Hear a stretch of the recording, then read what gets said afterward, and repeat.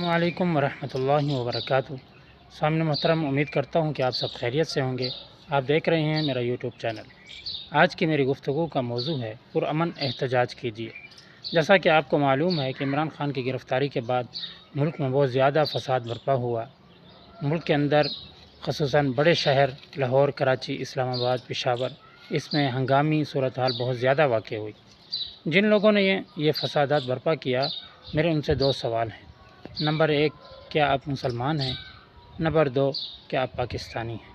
अगर आप मुसलमान भी हैं और पाकिस्तानी भी हैं तो एक मुहिब वतन, सच्चा मुसलमान पाकिस्तानी अपने वतन के साथ ये मामला नहीं करता, अपने वतन के लोगों को जान से नहीं मारता, अपने वतन के अंदर अपने ही लोगों के घरों में घुसकर लूट मार की कैफियत तारी नहीं करता।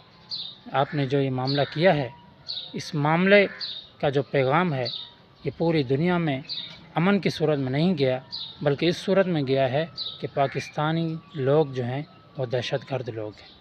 आपने दहशतगर्दी का पैगाम दिया है।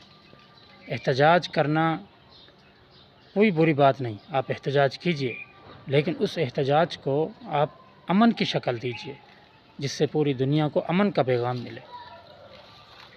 आप अलैहिस्सलातु वस्सलाम ने इरशाद फरमाया, इरहमू मन फिल अर्द यरहमुकुम मन फिस समा, कि तुम ज़मीन वालों पर रहम करो और आसमान वाला तुम पर रहम करेगा।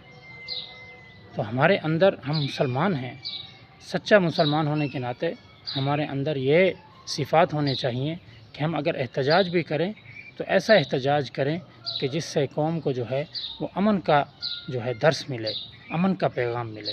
इंशाअल्लाह नेक्स्ट वीडियो के साथ, नेक्स्ट मौजू के साथ दोबारा हाज़िरी होगी। तब तक के लिए अल्लाह हाफ़िज़।